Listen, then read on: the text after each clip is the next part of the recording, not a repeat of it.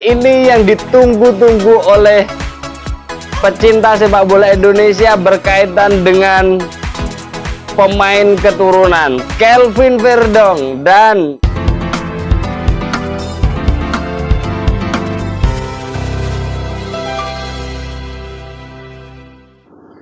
kemenangan tim nasional Indonesia atas Irak pada tanggal 6 Juni nanti akan memberikan dampak positif pada banyak hal. Maka dari itu persiapan demi persiapan pun terus dimatangkan jelang laga tersebut.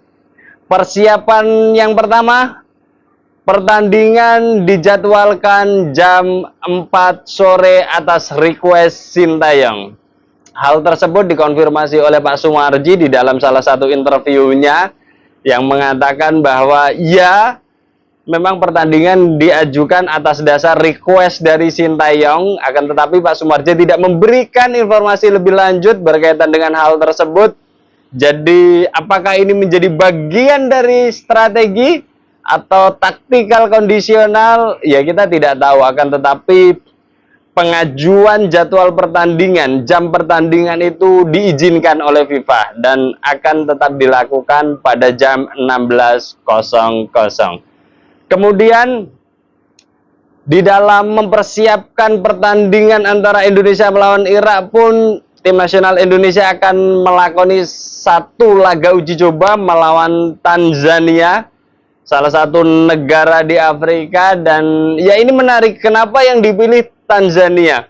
Kalau saya melihat tim nasional Indonesia ini akan mengambil pelajaran dari body balance-nya negara-negara Afrika. Karena memang kita ketahui bersama, negara Irak atau pemain-pemain Irak itu posturnya lumayan besar-besar dan tinggi-tinggi. Jadi di sini nanti bisa jadi salah satunya adalah menjadi simulasi pemain-pemain mana yang akan tampilkan Sintayong saat pertandingan melawan Irak, dan kemudian juga menjadi bagian dari eksperimental Sintayong di dalam mempersiapkan strategi dan formasi apa yang tepat untuk melawan Irak dalam rangka merebut satu tiket lolos putaran ketiga Piala Dunia.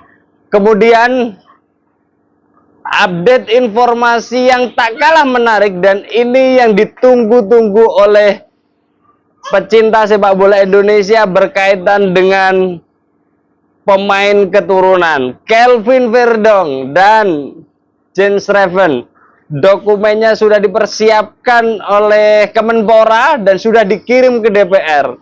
Maka tinggal dua langkah lagi maka kedua pemain ini akan bisa digunakan oleh Sintayong jika memang dibutuhkan saat pertandingan nanti. Yang jelas sih Kelvin Verdong ketika memang sudah akan menjadi WNI, maka pemain yang satu ini pasti akan dipanggil. Dan yang menarik lagi juga, hanya 22 pemain yang dipanggil Sintayong 27 Mei nanti.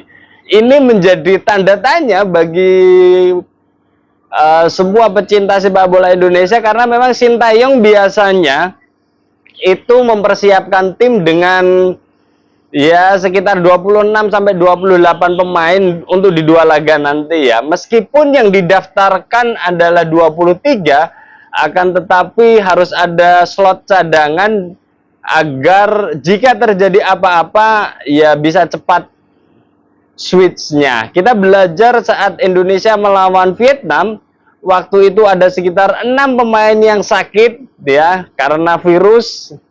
Kemudian dalam waktu cepat Sintayong melakukan perubahan formasi pemain, pemanggilan beberapa pemain baru untuk bisa mempersiapkan diri dengan cepat dan berakhir dengan kemenangan tim nasional Indonesia waktu itu saat melawan Vietnam.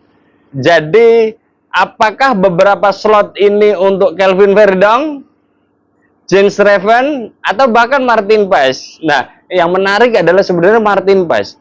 Martin Paes itu beberapa saat yang lalu itu diinformasikan ya setelah menjadi WNI jelas sudah mendapatkan KTP dan paspor.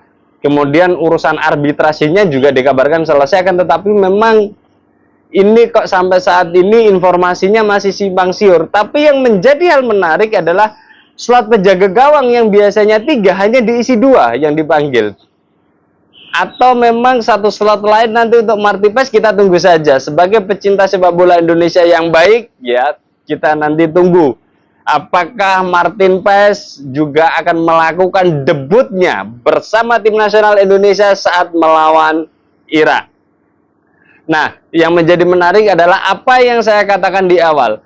Kemenangan Indonesia saat menghadapi Irak nanti akan berdampak pada banyak hal. Yang pertama, jelas penambahan 3 poin akan memberikan dampak positif terhadap tim nasional Indonesia, di mana poinnya akan menjadi 10 dan itu dipastikan tim nasional Indonesia akan lolos ke babak putaran ketiga. Ini adalah proyek besarnya atau tujuan besarnya, goal besarnya pertandingan Indonesia melawan Irak. Makanya dari itu Sintayong mempersiapkan betul-betul agar ya harapan banyak supporter pecinta sepak bola Indonesia garis keras akan senang dan bahagia melihat tim nasional Indonesia menang dan lolos ke putaran ketiga. Dampak yang kedua, jelas ada beberapa pemain yang sampai saat ini belum punya klub, dan ini saya yakin kualifikasi Piala Dunia antara Indonesia melawan Irak akan disiarkan di banyak negara. Asia Tenggara jelas yang pasti. Terus kemudian Irak jelas pasti, kemudian Timur Tengah yang lain juga yang mengikuti perkembangan tim nasional Indonesia dan Irak tentu saja. Terus kemudian Asia Timur yang berkaitan dengan Sintayong, berarti ada Korea, Jepang dan sebagainya. Jadi hak siar antara Indonesia dan Irak saya pikir akan meluas. Bahkan juga di Eropa juga mestinya akan menjadi hak siar juga atau akan ditonton oleh banyak orang di Eropa. Kenapa? Karena beberapa pemain tim nasional Indonesia keturunan bermain di Eropa, di Liga Belanda, Liga Inggris, ya, Liga Belgia dan sebagainya. Dan ini akan salah satu menjadi tontonan yang menarik sekaligus memantau perkembangan para pemain tim nasional Indonesia. Bagi Tom Haye jelas beberapa klub yang berminat akan menggait Tom Haye, pastinya akan menonton pertandingan antara Indonesia melawan Irak. Kemudian disitulah sebenarnya pembuktian bagi Tom Haye, juga ingin membuktikan bahwa Tom Haye masih berkelas di usia yang ke-28 tahun dan masih bisa kompetitif dan pastinya akan bisa membawa kemenangan bagi tim nasional Indonesia.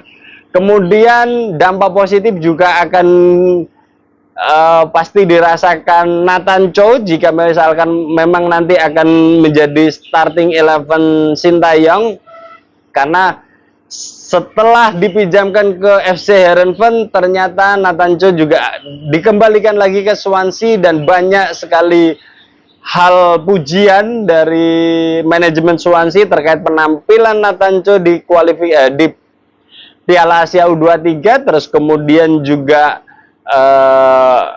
terkait dengan followernya yang hampir 2 juta, dan ini menjadikan momen positif bagi Nathan Chow untuk membuktikan diri bahwa Nathan Chow layak untuk bermain di tim nasional senior Indonesia dan juga layak untuk menjadi starting line up dari Swansea City. Kemudian yang menjadi menarik lagi sebenarnya adalah Kelvin Verdong. Jika Kelvin Verdong nanti sudah menjadi WNI dan akan melakukan debutnya, maka ya ini menjadi bagian dari pembuktian juga, karena Kelvin Verdong tidak bersedia menandatangani kontrak bersama Nijmegen dan ingin berlabuh ke tim atau ke klub lain. Dengan demikian pertandingan antara Indonesia melawan Irak nanti, jika misalkan Kelvin Verdong melakukan debutnya, juga akan memberikan hal dampak positif. Disitulah banyak gol yang tercipta menjadi satu. dan ini bisa menjadi kekuatan besar bagi tim nasional Indonesia. Dan yang menjadi menarik lagi, pelatih Irak ketar-ketir. Kenapa ketar-ketir? Ya, Irak dikatakan di beberapa media, pelatih Irak ini sudah melihat video utamanya saat Indonesia melawan Vietnam. Dan pelatih Irak mengatakan ada 4 pemain yang nanti harus diwaspadai dan bisa merubah performa tim nasional Indonesia. Di situ ada Jay Itzes di lini belakang, ada Nathan Cho, terus kemudian ada Tom Haye dan ada Ragnar Oratmangun. 4 pemain ini ternyata bisa merubah dari tim nasional Indonesia. Dan jika nanti ditambah lagi Kelvin Verdong, Martin Paes, James Reven, saya pikir tim nasional Indonesia akan menjadi kekuatan yang lebih, menjadi kekuatan yang ya ditakuti atau minimal tidak disepelekan oleh Irak. Jadi kemenangan menjadi harapan kita semuanya, dan tentu saja penampilan para pemain yang baik di lapangan nanti akan berdampak pada karir mereka, utamanya 3 pemain itu, Nathan Cho, Tom Haye, dan Kelvin Verdong. Kita akan update lagi persiapan pertandingan Indonesia melawan Irak bersama saya Setia Uban. Thanks for watching.